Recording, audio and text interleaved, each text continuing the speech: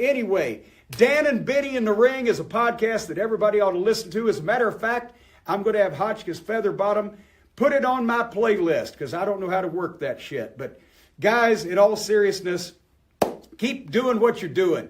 Keep plugging away. You can do it.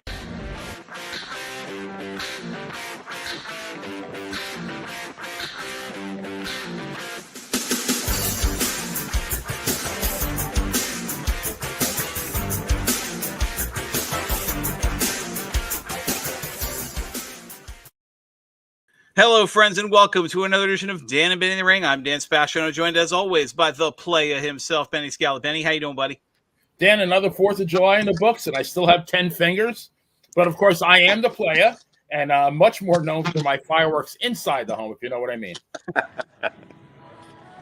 Well, it wouldn't be we wouldn't have the contingent of female fans that this show has if it wasn't for your reputation, That's Benny. why we're worldwide.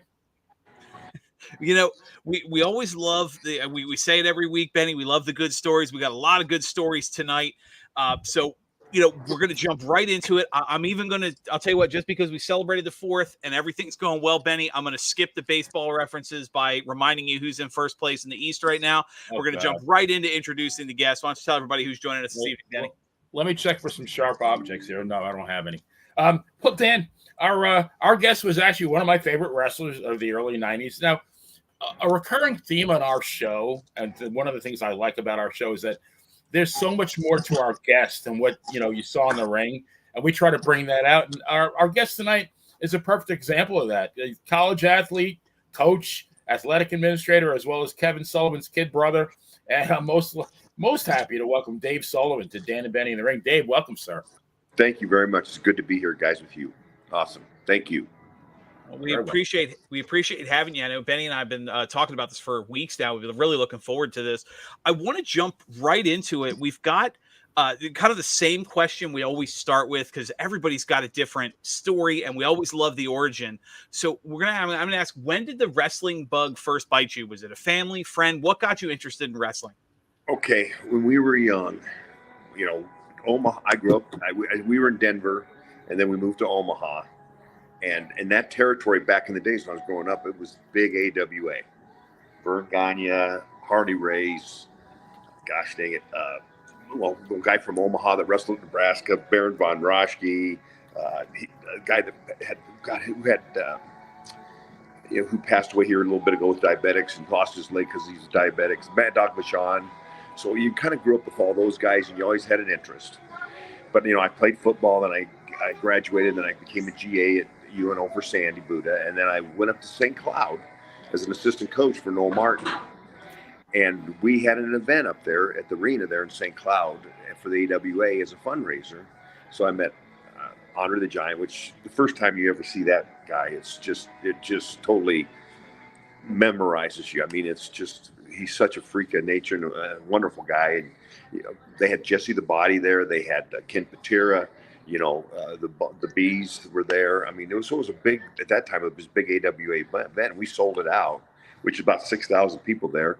And the football team was part of their security. So I got really likened to it. And that's when I started having interest in it.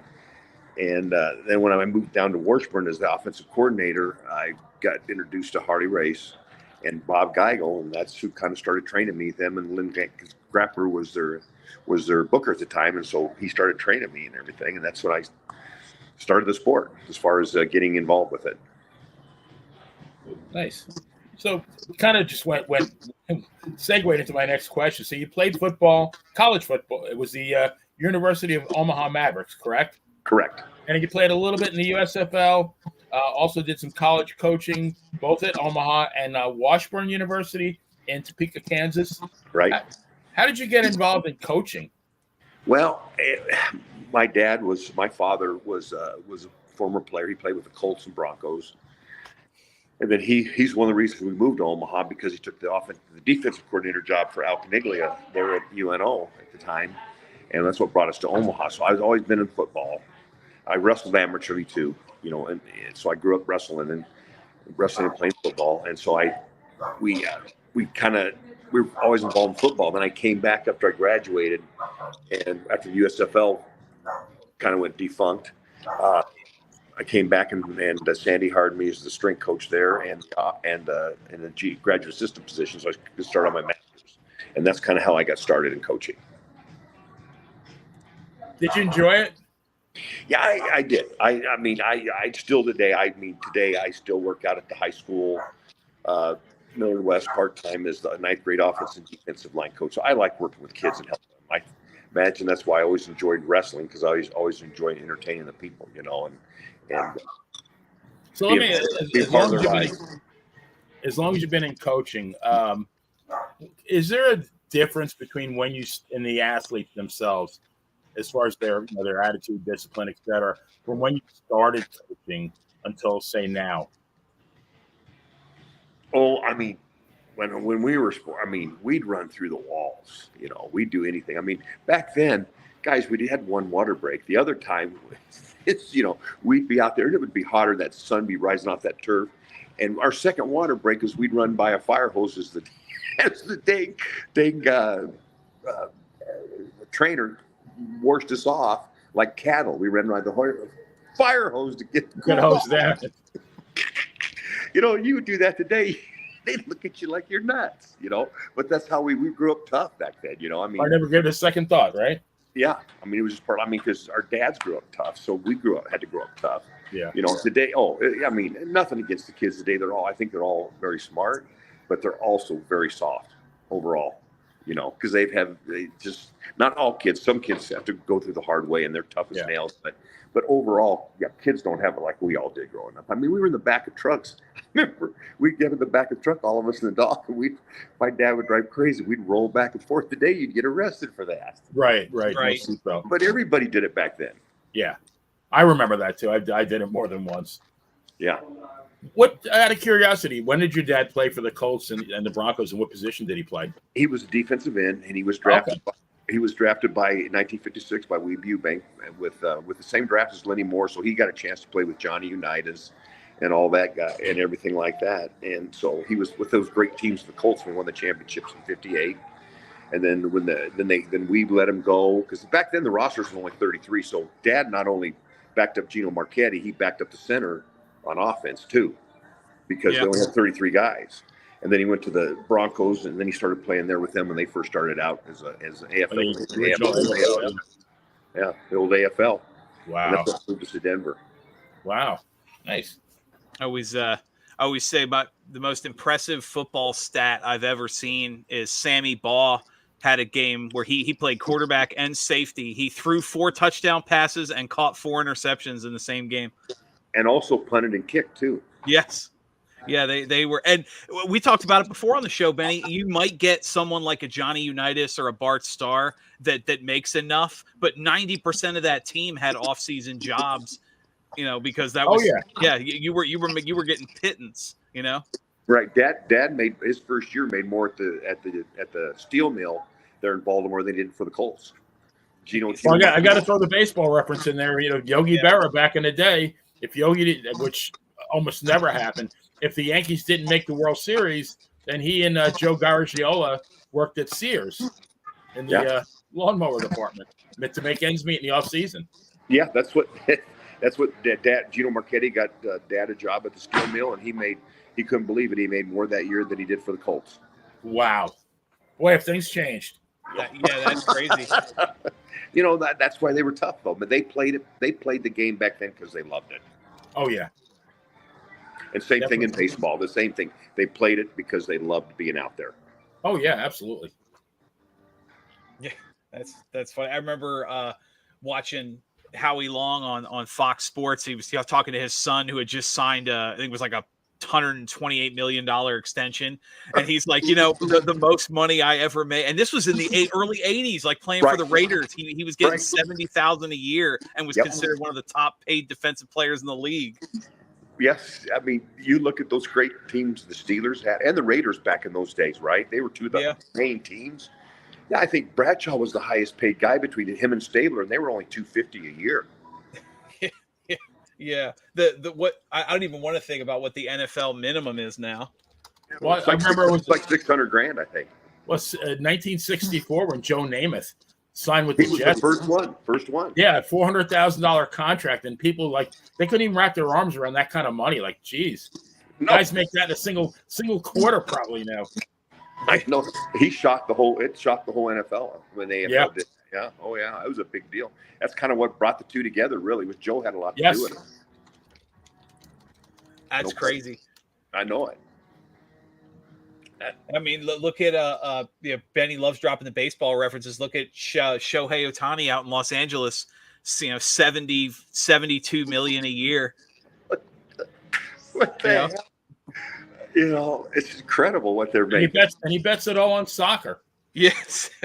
Well, no. Remember, his interpreter's the gambler, Benny. He doesn't know what's going on. Yeah, his interpreter who makes like $17 an hour has a $5 million line of credit.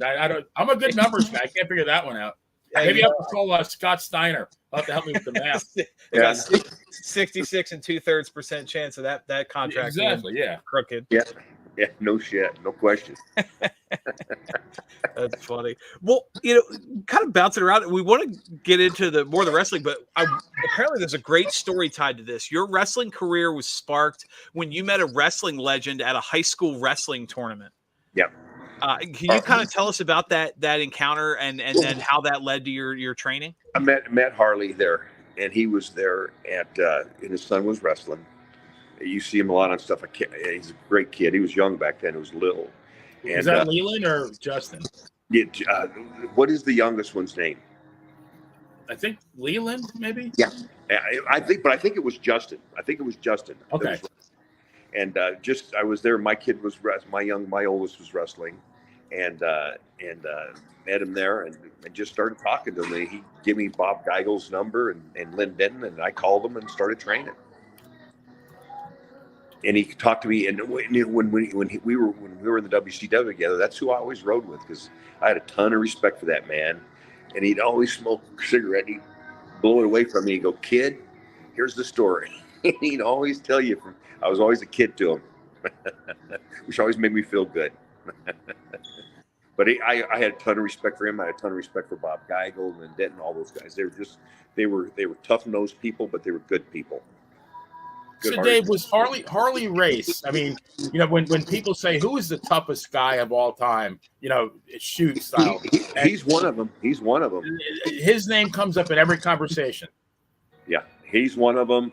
You go back to the early. The one guy that was a real good shooter that trained Bob Gotch from Nebraska. I can't remember his name, but he was an unbelievable shooter. I heard back in the day because he's the one that trained Bob Gotch how to shoot. And Harley knew who he was, and I can't remember his name to save my life. But during growing up as a kid, and now I'd rank Harley right up there with one of the toughest, no question. Nobody backtalked or messed with Harley. Nobody. And Haku was tough. Haku's tougher than nails too, but he always, him and Haku always treated each other with a ton of respect. Harley was a man of integrity. I'll never forget the story where I think Vince Jr. I think it was 82. I'm not sure the exact year, but offered him $250,000 to jump to the WWF, and he told him no. I think he was the champion at that time. Yeah, he was. You're right. That was a lot of money 40 years ago. I know it. And then remember Vince tried to take him down from behind and tried to shoot on him, and Harley was walking to the bathroom, and then Harley beat the hell out of him and left him out cold. Oh, I didn't hear that story. I like that though. He put him to sleep. Yeah. Nice. Wow. Vince. As we've learned through the history, there's a couple of chips missing up there. I think he wanted to be a wrestler, and I think his dad didn't want him to be, and I think he's always trying to prove that he could hang with the guys, usually with not such good results. Right. No, it didn't always work out for Vince because I don't think he had much of an amateur background, period, too. Which, right. Harley was fighting in bars at 13 years old. He was tougher than nails. Now he had a tough upbringing, and he was tough and competitor and a good athlete. So he struck me as being a really tough guy, but a really good guy. If I never met the man, I just sensed that if he liked you, he'd probably give you the shirt off his back. He'd have us over, and he'd cook barbecues there in Kansas City, and he was a hell of a good cook, especially barbecue. And you go in his home, and he treats you like your family. he was one of the best-hearted guys, for one of the toughest people I ever met in my life. He's still one of the best good-hearted people I've ever met. Were you ever in his Cadillac while he was driving 100 miles an hour with a beer can in his hand? Fuck yeah. Oh, God, he scared the shit out of me. He's scared. I'll tell you a story. Me and Paul were riding, Paul Orndorff, Mr. Wonderful, riding up to him. We were going through the West Virginia hills, right? You know how crooked and backward they are. He's going over 80 miles an hour passing people on those windy roads. Paul Orndorff, rest his soul, was in the back seat praying. I'm holding on. My knuckles are turning white. I'm scared to death. We're going to go off that ledge or hit somebody. But he turned to me and he had a cigarette in his hand. This is a true story. He puffed it and blew it out the window and he said, "Listen, kid, I was a race car driver in another life." And I said, thank God. Obviously. I'm scared shitless. Wow. Damn. So you actually started, if my research is correct, you started in Portland. You had some initial success as the Equalizer, teaming with Len Denton. And then you went to Catch Wrestling, and that's the home of our good friend, Bruiser Mastino, a.k.a. Mantar, Mike Halleck. And you wrestled there as the Barbarian. And then New Japan, WWC in Puerto Rico, Global Wrestling as Captain Ron. And even in England as American Hawkwind. Man, that is one hell of a first few years. How did you go from place to place?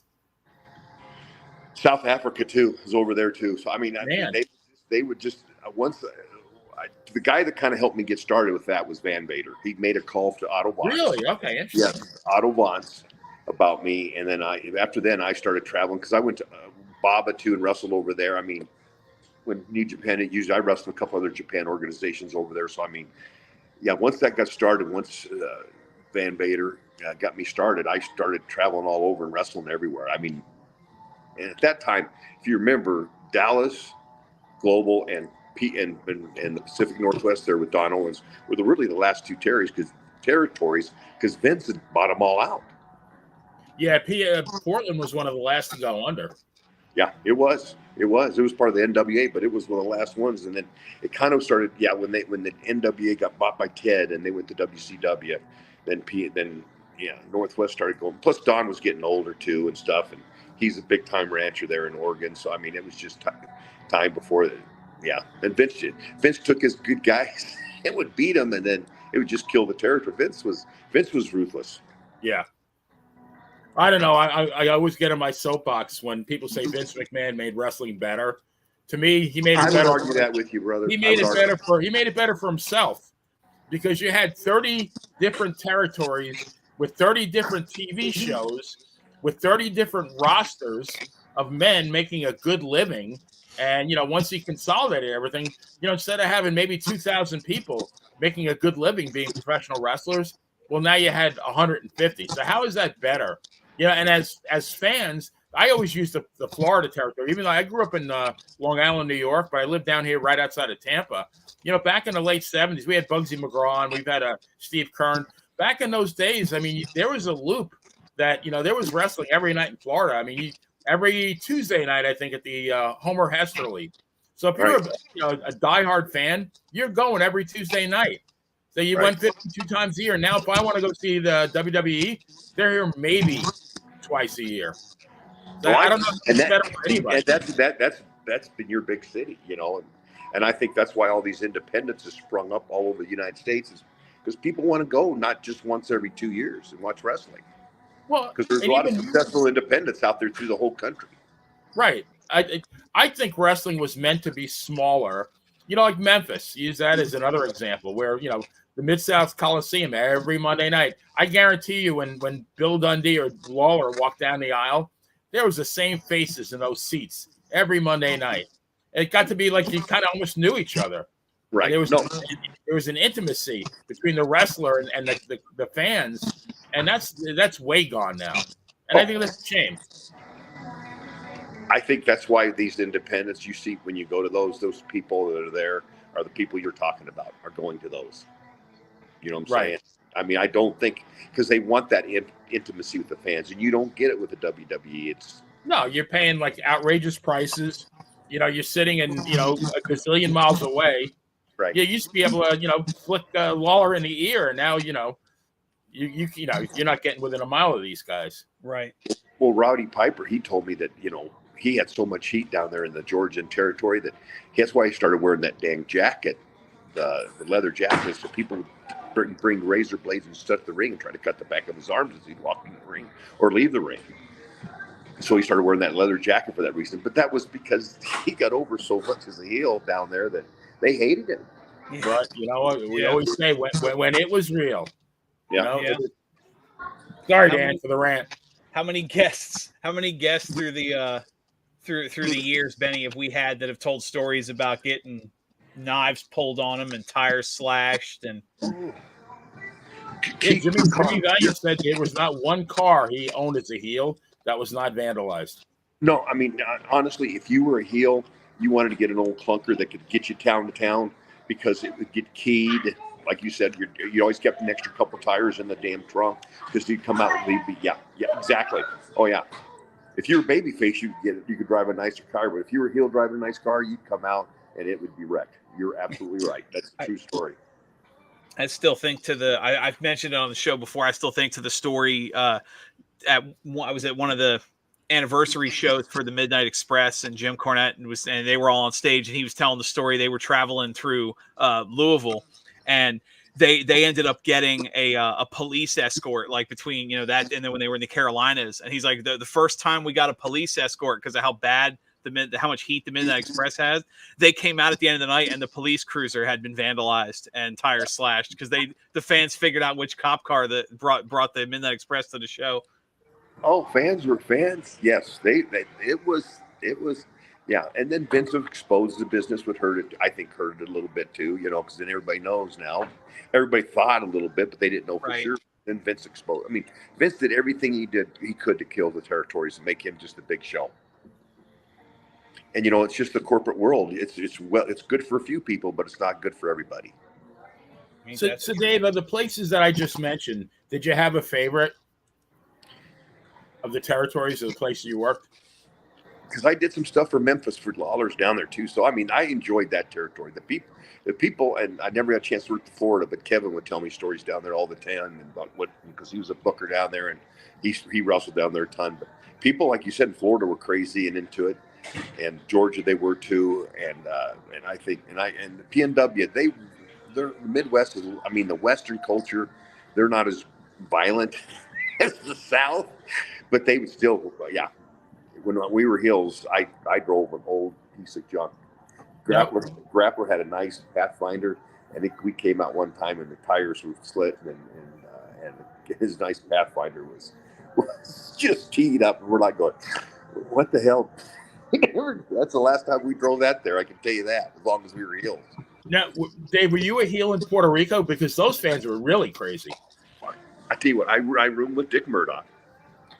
And Dick's kind of one that helped me get the start in the WCW because Dusty at the time was the booker. And him and Dusty go back to Omaha. I mean, when they were in Omaha, Dick told me they lived in their place downtown. I don't know if the house is still there, but they bought a jackass because it was part of their gimmick. And in the wintertime, they let him live in the house. And he'd shit all over the place. No kidding. They were nuts. But Dick and I were both two of the top heels down there, and oh man, we always had to have a special person pick us up and take us.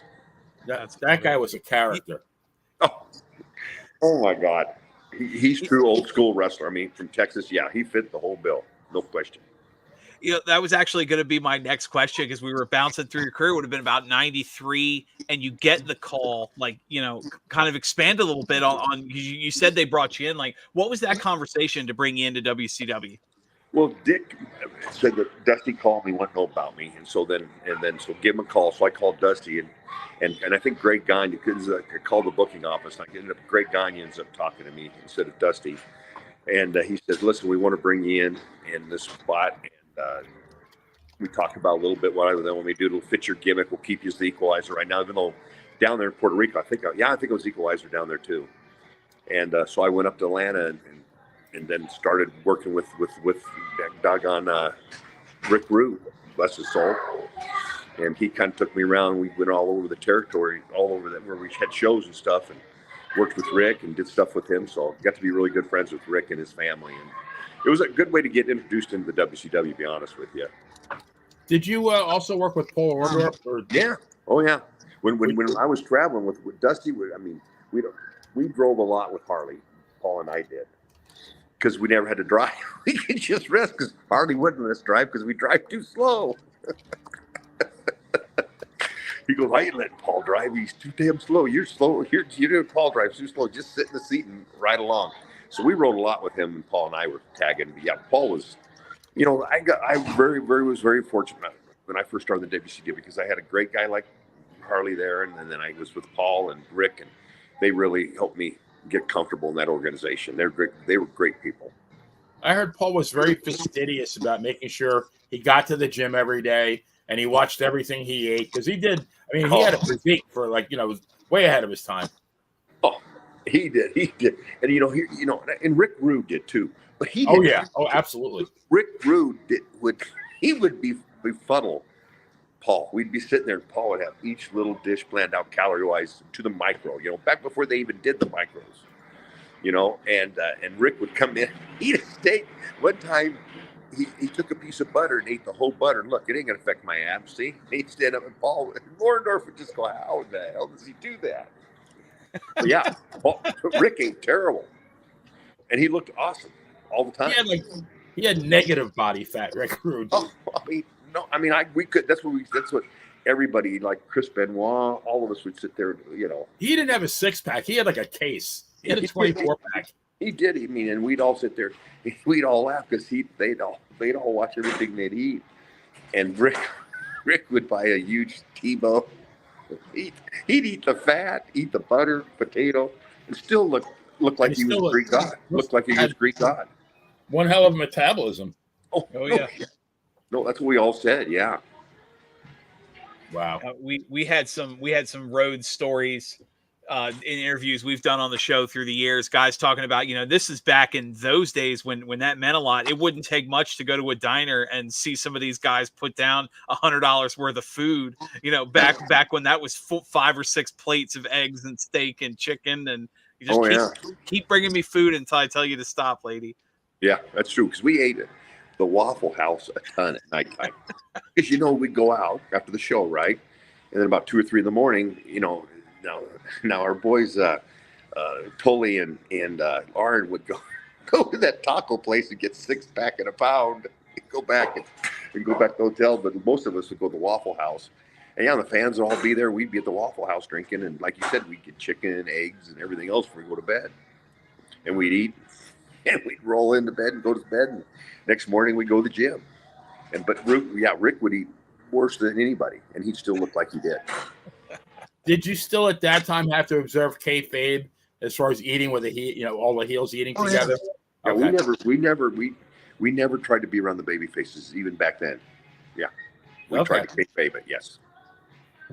So we use WrestlingData.com. That's for our research. And according to that, on January 31st, 94 was your first tag match with Kevin Sullivan. And now this was your first appearance, according to that website, as Dave Sullivan. And I do want to, before we say anything else, and maybe you know more about it than we do, but send out our prayers to Kevin Sullivan as he's really going through a lot of health stuff. What accident? Did he have a car accident? He said he had an accident. I couldn't understand. No, Dan, I honestly do not know. I heard that it was an accident that maybe morphed into something like an infection or something like that. Yeah, he got infection in his leg. Yes, he said. Yeah. But I mean, what kind of I couldn't understand. I honestly don't know. Yeah, it's not really hasn't been spoken about a whole lot. Just that he's not doing well. Now he went to an autograph signing and then he had an accident. I don't know what kind of accident. Yeah, that's my question. I don't know what kind of accident he had. And I could understand what he said. But he got infections from it, but they got it under control finally now. But he still sounds really, really weak. Well, now he was a guy I'll even say has a great wrestling mind. Was it his idea to make you Dave Sullivan? All of it. I knew it. All of it. Traveling with him. He's a wrestling. I mean, he has ideas, off his head for everything, and he's kind of like him, and he's one of them guys that just a wrestling genius kind of. I can imagine like sitting in a car with him, a road trip for 3 or 4 hours, listening to him talk. It'd be like, having a graduate course at Harvard, Right. in wrestling, and just like soaking in all that information. Yeah, I mean, most of the time I talked a little bit. Most of the time I just kept my mouth shut and listened and learned when I was with Kevin, because he was that sharp, and he was. I mean, I remember him. He's a good. He took me in like his family too, because he introduced me to all his kids, and there's another good guy, just a good person. I've heard very little bad about him. A lot of good things. I remember him from the when I grew up in New York in the mid '70s, and he was like the quote unquote the white meat baby face. Kevin Sullivan from Boston, Mass, all clean cut. About 8 years later, we get cable, and all of a sudden I get championship wrestling from Florida, and I see him with his Army of Darkness, and I see Mark Lewin, wait, that's Mark Lewin, but no, he's the Purple Haze now. And then I see Bob Roop, who's mayor. No, it's fucking Bob Roop. Come on. But I mean, what is he, 5'7"? Yeah. Day? Good. But he was. I mean, people were scared shitless of him. He really pulled that gimmick off. I don't think anybody could have pulled it off like he did. No, I mean, they had, as you well know, those guys had a ton of heat down there, a ton of heat. I mean, they would get threats all the time from a lot of people because the devil thing, and he had a ton of heat in Florida because it's a big conservative, even though it's down the south, it's still a big conservative state. And man, those guys with that gimmick, he knew what he was doing because they had a ton of heat down there. Bugsy McGraw mentioned he used the term riot. He said he was involved in several riots down there. I mean, you really got to stir fans up. And when you can call it a riot. Yeah, he had to sneak out. He had to sneak out of the dang gymnasiums or arenas sometimes just because people would be out there waiting to kill him. And the funny thing is, he never used the term Satan, but everybody, you never said that, but everybody assumed he was satanic.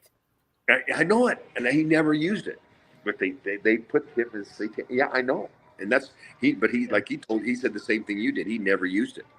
It was the very cryptic. The announcer would mention he's speaking in tongues, or he'd say, the dark power. He was always really good to heavily imply it without ever straight up calling him that. God and Soli. Yeah, it's amazing. Soli was a great foil to Sullivan, though. I mean, like that duo, they really had magic together. They did. I agree. It was great stuff, and I'd love listening to him talk. I mean, I was glued to my. I mean, if there was a warning for a nuclear warning, I would have waited till the next commercial to open my head and pick my head out the door to see what was going on, because I was that riveted to that crap. I mean, that was spellbinding. Yeah, it was good. It was good stuff. No, I got over big time. I mean, that's why they let him book and do all that stuff, because he knew how to get people over. Baby faces. Well, so you come in, like we were talking, it's 93, 94. You're teaming with Kevin Sullivan. You guys get some big wins, the Nasty Boys, and you've had pretty decent success as a tag team. Obviously, you nothing but high praise. You said you loved picking his brain. When you traveled, just what was it like from the in-ring perspective, like working with him as a partner in the ring? Was it a kind of how did that process go? Like, what was that like? A lot like Grappler. Just they're both, they both worked a lot like the same, except with different finishes, of course. But they were both very smart, very crisp, knew how to do a match from because it's different doing a match from a tag team than doing it as a single. It really is. And how you work as a team, because you can see guys out there as tag teams that are tag teams, but they're not very good tag teams because they really don't work together. But that's something he knew how to do very well, and you learned that crisp. But it would remind me a lot of working with Grappler. So that in my early life, working with Grappler taught me a lot in how to handle and work with Kevin, because it was very similar to style and how they worked and how they fought in the ring, how a match should go to get the people with it. To me, one of the sad things about the current state of wrestling is that tag teams have kind of fallen by the wayside. Yet, me growing up, in the late 60s, early 70s, some of the best matches, and they were main events at the Garden, were tag team matches. And I mean, when you guys were wrestling at that point, it was still pretty prestigious to be in a good tag team. Oh, it was. It was. Yeah, the game is it's you watch it, and I mean there's some good stuff still, and I think Triple H is trying to bring some of that stuff back because he grew up in the later part of that all that stuff, but he knows what's good. But I mean, at the end, I mean, a lot of it was just TNA, not really stories, just talking and women and all. It kind of changed, but I think Triple H is trying to bring some of that back by watching some of the events that he's doing. What do you guys think? I have this laundry list, and I'm Dan. I'm sorry, I'm talking too much. I'll shut up after this. But No, you're fine. I have a laundry list of things that I think are missing from the current wrestling scenario. One is managers. Oh yeah. Two is instead of a guy with a mic in the middle of the ring, I loved like the sit down interviews, like Gordon and Dory Funk, or Gordon and Harley Race. It was like, and they had the screen in the back, and there was Gordon was breaking down one of Harley's matches, and it was like breaking down the 7th game of the World Series. Right. Another thing is Piper's Pit. How about Piper's Pit? That was remember how that got over? Yeah.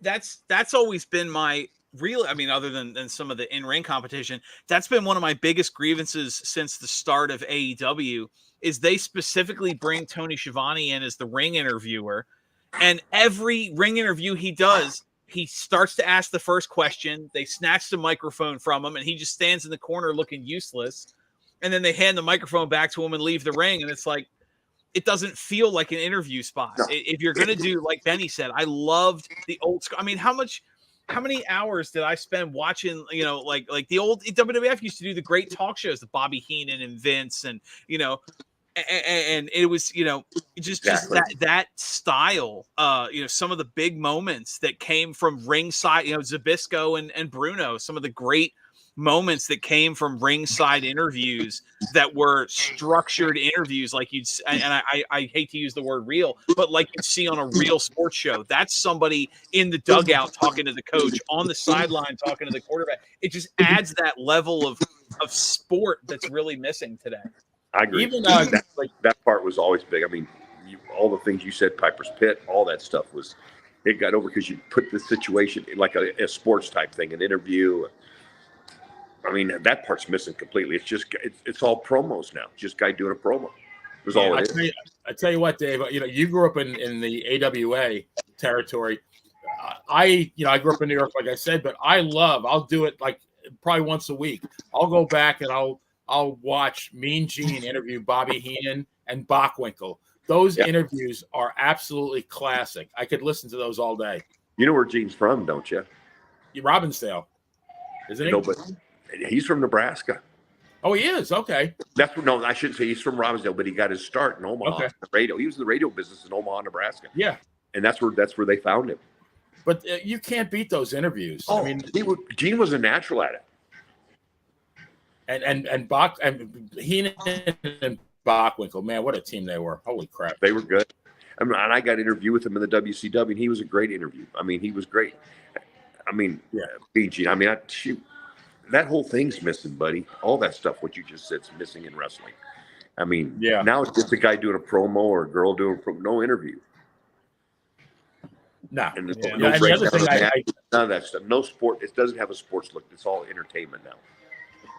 I miss like the draw. I can't remember the last time I saw a draw. I mean, let me tell you a story. I help out the independents here, right? And I help out the NLW, which is out of Sioux City. And we had a match on. They go, what do you want to do tonight, Dave? I said, let's just do a draw. What was it called back in the day when the Broadway? draw? Yeah, so let's do a Broadway. You should have saw everybody in that look at me. What the fuck's the problem? What? You want me to draw? Like, I'm like, you want me to do Hangman or what? Like, I mean, I just said, what? You don't know what? What the hell do you not know what a Broadway is? I mean, when you first started the business back in the day, when I started the P, back up there with Grappler, he'd always put me in a Broadway early on just to get me comfortable in the ring.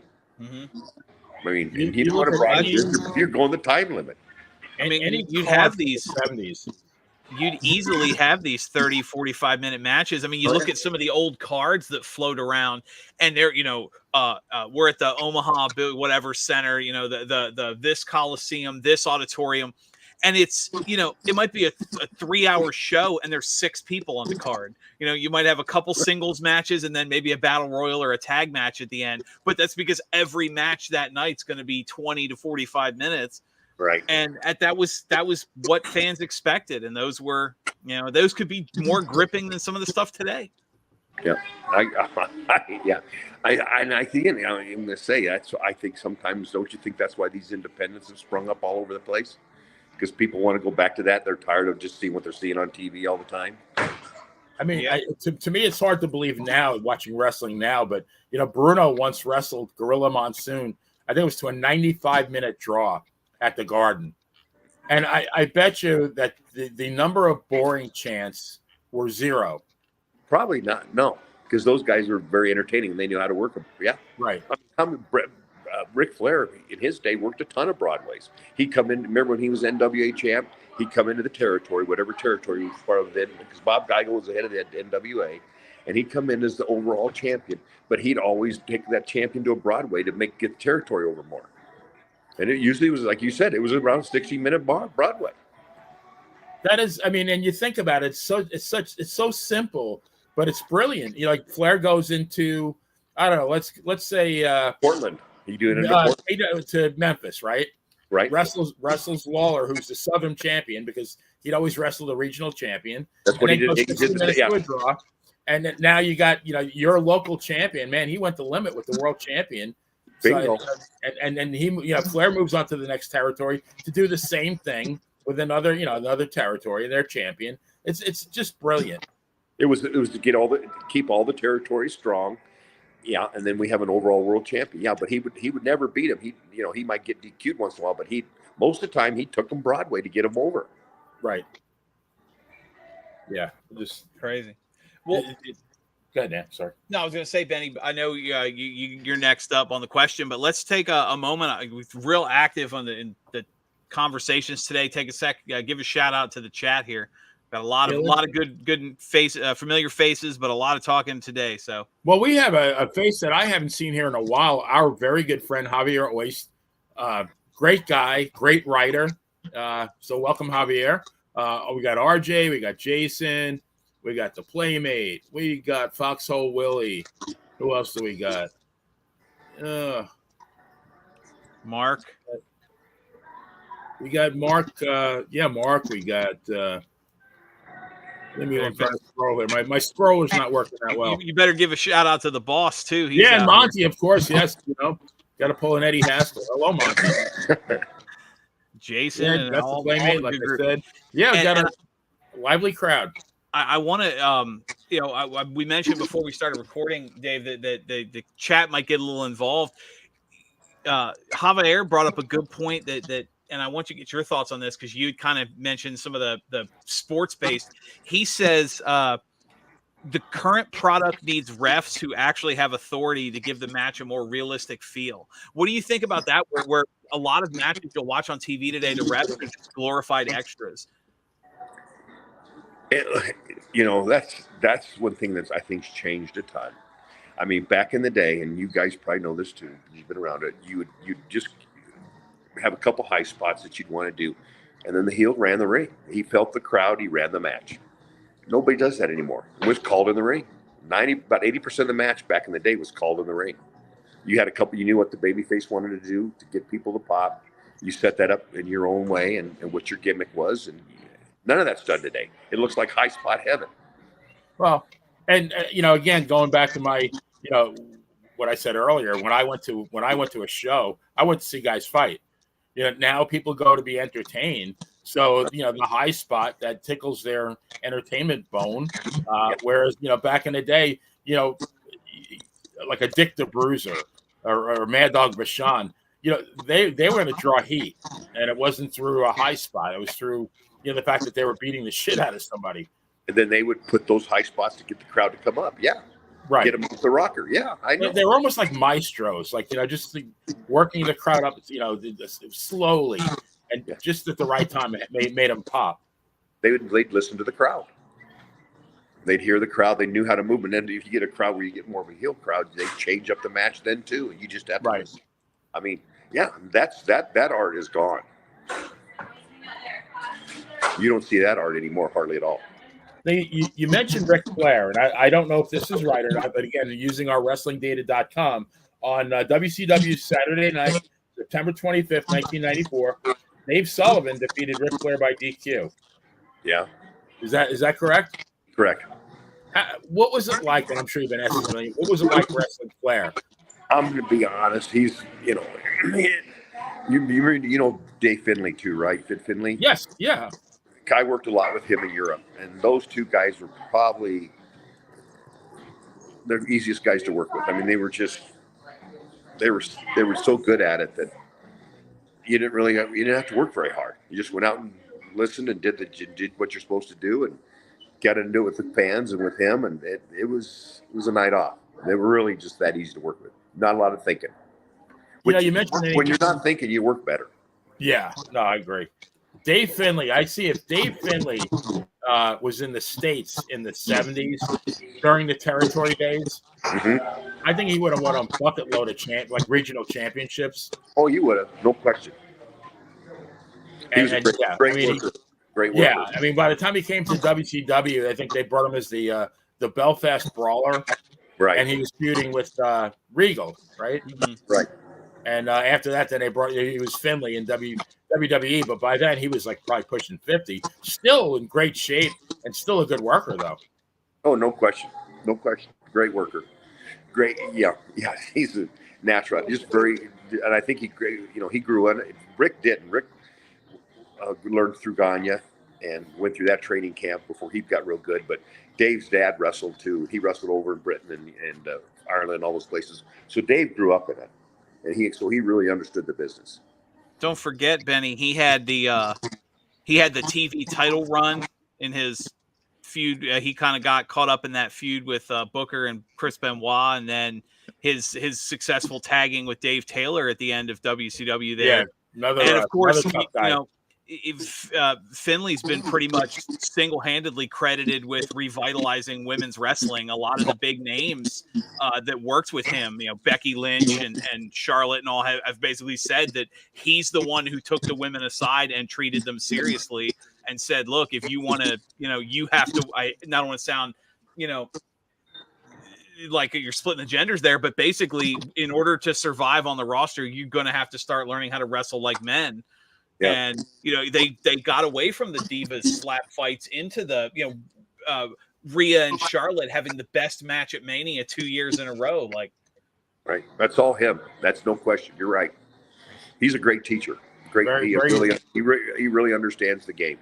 Yeah, I always on wrestling pages on Facebook, and they'll ask the question, who was name an underrated wrestler, and I mean there's one right there. Is Dave Finlay. I agree totally with you guys on that. No question. He doesn't get the credit he deserves. Well, go from overrated to one of the biggest names in history. So we're in 1994. It's the summer of 94. Hulk Hogan signs with WCW, the famous story of him filming Thunder in Paradise next door and all that.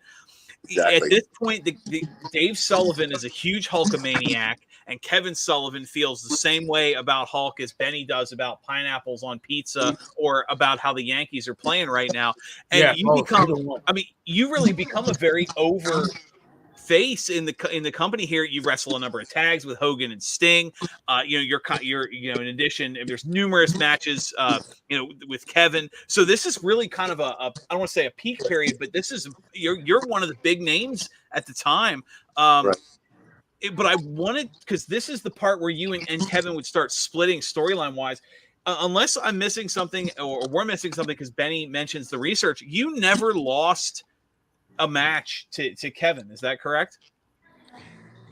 No, I don't think we did. I don't think either one really ever won a match. I think we kind of did it where neither one got beat, if I remember right. It's been a while, okay. But yeah. You got a lot of DQs. Yeah. Kevin won it. Both hot. Yeah, a lot of like you said, the dual finishes. Something missing in wrestling. The double DQs, another one I think that's missing. That could help a lot. No question. No question. But going from what people remember fondly to I don't want to say from the good to the bad, but something that maybe is not remembered as fondly. This was also the part where Dave Sullivan evolved into the Evad character. Right. And I was kind of hoping you could tell us, like sort of talk about how that came about, like whose idea that was, what was the goal there? To show that Kevin beat me over the head as a kid. You know who come up with that Evad was Nancy. Really? So Really? Nancy and Wow. Kevin were still married. This is before her and Chris got together. Wow. Okay. So she kind of come up with that because that was kind of the thing that Kevin beat me because he was my older brother as a kid growing up, and he hit me so hard in the head one time that I started spelling my name backwards. And so that's kind of how that all came about. But it was kind of her idea. Nancy was pretty sharp too to the business. I'll tell you what, Benny, you could have given me 100 guesses of whose idea that was. I don't think I would have ever picked Nancy's. I would have picked Kevin, but close enough, right? Right. I mean, at that time, you're right, because she traveled with us too a lot. Yeah, that's crazy. I guess it was just the two of them kind of bouncing ideas, or the three of you, I guess, kind of bouncing ideas, picking each other's brain, and hey, let's do it this way. Yeah. She even had Nolivus, which is Sullivan backwards. She come up with that one too. Right. Okay. Evad Nolivus. Well, you know, I Benny and I talked about this, and I wasn't sure if it was something we would ask, but I want to get your thoughts on it because you seem to be a good sport about it. Pro wrestling, the Wrestling Observer newsletter always does their yearly awards and rankings, and the Evad character was voted worst gimmick of 1994. And I'm wondering if does that matter? Like, did anybody go, oh man, we're messing up here today? Was that a badge of honor? Like, hey, look, people noticed. What was the thoughts on that? Did no one care? I think other people that were really good got nailed with that too. Didn't Hulk one time too get with the worst gimmick too early on in his career? Whatever one of his. The Sterling Golden, I think, was worst gimmick. Yeah, that was it. Yeah, I mean, I don't know it kind of evolved that way, how it evolved, but I don't know. I mean, you look at that, that's fine. I mean, it was a gimmick. Any 11 of Brutus Beefcake's gimmicks. Right. Yeah, and then you got to look at, if it was such a bad gimmick, why they copied the WWE with what was his name? He was out of Sioux Falls. He lives in Florida now. I can't remember the character he played, but he remember Eugene. Oh yeah. They brought Nick Dinsmore in. That was Holt's idea. How to do Dave Sullivan was Eugene. So if it was such a bad thing, then why did they try to copy it under a different way? Right. I always enjoyed it. It's a gimmick. That was really the last hurrah for Hulkamania, because the you coming out and saving them and Sting and the Hulkamaniacs, and then the slow evolution into the Dungeon of Doom was kind of when even the diehard Hulk Hogan, because I was a teenager at the time, I remember even the diehard Hulk Hogan fans were like, this is you could tell it was kind of getting stale. The Dave Sullivan being the super Hulkamaniac fan was kind of the last hurrah when Hulkamania really felt when he took that character away and put me just as Evad, when he took the Hulkamania away, it started affecting him. It hurt him. Yeah. You're right. That's good. That's a good analysis, guys. That's true. Because after that, he started going downhill, and then eventually that was Kevin's idea. Let's put him in the NWO. Let's change him, heel. Because right now, when he was coming in the ring, after they killed the gimmick that moved me over to Evad, he started getting booed. Yeah. So, Dave, you spent most of the second half of 95. You worked with DDP, Diamond Dallas Page, and Big Bubba Rogers, and you're pretty much gone by the April of 96. I always thought that they could have done a lot, meaning WCW. Because they, it wasn't like they were committed to one gimmick. Like I said, Brutus Beefcake must have had 12 of them. I really feel like you were good. You were good in the ring. They could have did a little bit more for you in terms of developing a character. Would you agree with that? I wouldn't argue that in a minute. I think I got shortchanged there at the end. Yes, sir. I mean, they could have, sent you off somewhere and you could have came back as somebody else. I mean, they did it so many times. I know it. I know. You just wonder what was in their minds, but then eventually it kind of all fell apart at the end, and then Vince bought him. Yeah. And he got pennies on the dollar when he bought these. He bought it for so cheap. It's they almost gave it away when he got it. Well, shoot, look at some of the I mean, obviously Bischoff being one, Jericho being another. There have been a handful of people that had the money that if they knew that was the going price, they would have bought it in a heartbeat. No one expected that to be. I mean, what was it, $7 million or something? It was next to nothing. Yeah. You got all the Florida tapes, because that was back then. That was all the NWA. So you got all the PNW, you got all the AW. Yeah. He got all the territory tapes when he bought that for $7 million. All that history. Yeah, and that was really what he didn't care about the company. He wanted the archives. Bingo. That's why he wanted it to put on his 24-hour show. Yeah, exactly. Yeah. And I'll tell you, it's crazy to think, but. Well, looking at, obviously, Benny, you're talking about some time you train, you kind of do your indies, run. You leave wrestling 2001. We talked a little bit about it at the beginning of the show. You become the offensive coordinator at Dana College there in Nebraska. You coached the team for 7 years, later become athletic director.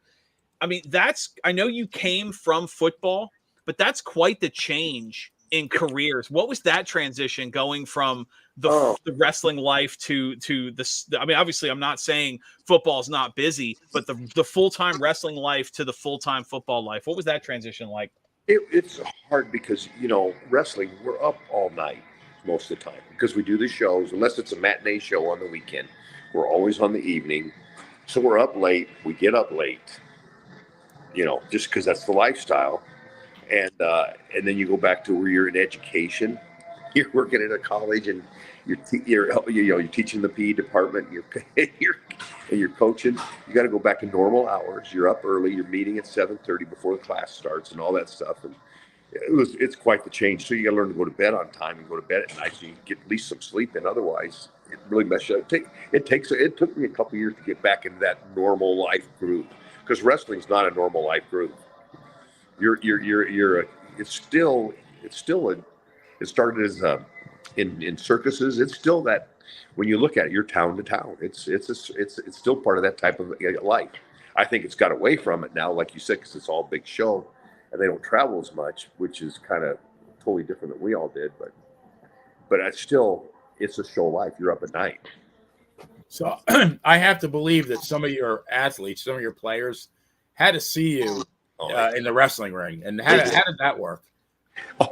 They got the biggest charge. They thought it was cool as hell. It really did. It helps a lot, and with some kids and everything. So recruiting wise, but it's interesting. It's just different going back to that, because I was at wrestling for 12, 13 years, and on the road and at night all the time, and now you're staying at home.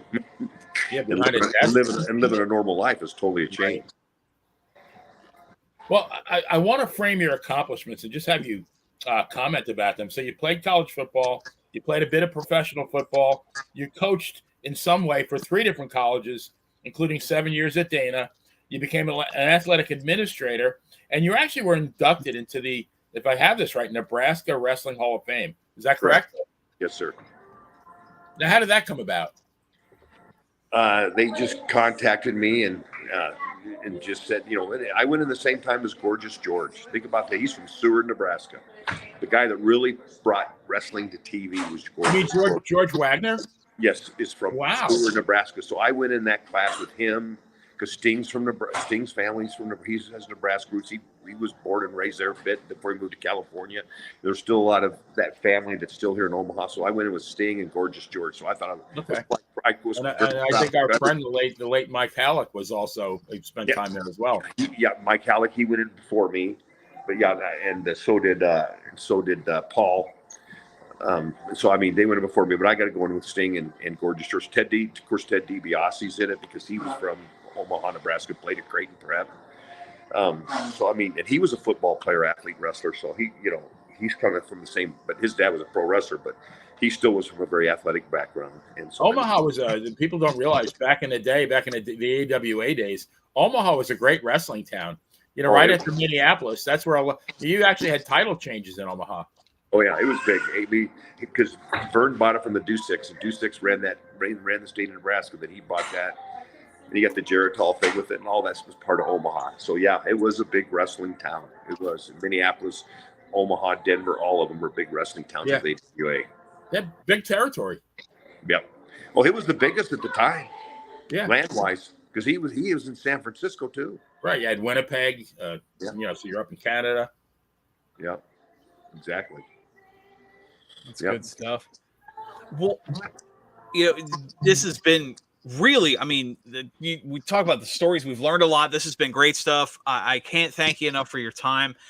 This is, you know, I've had a lot of fun with this. Obviously, you know, this is me speaking as a fan. You know, here, teenage me watching, you know, you and Hulk on TV. I would have never thought this would happen. So this is cool, just me personally.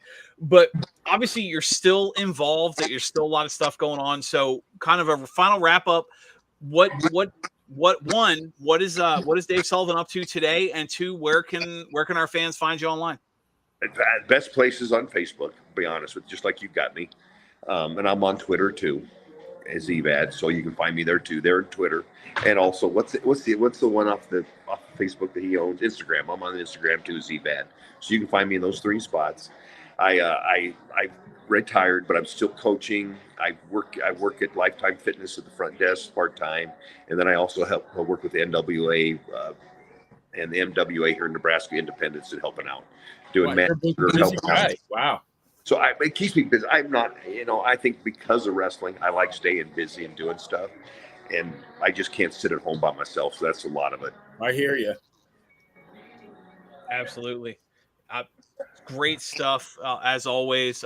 We had we did our usual shout out. Obviously, we had a few stragglers come in. Travis and Jennifer joined us. Bruce and the Loose is loose tonight, so he gave us a shout out as well. We appreciate that. Benny, as we wrap up, final thoughts to you. No, I just want to say thank you to Dave. This has been amazing. I mean, you know, sometimes I never look at this as a job, but some of these interviews are way more fun than others, and this was one of them. So thank you, Dave. I enjoyed you both. I'm going to start listening to you. It's really good. I've enjoyed the evening.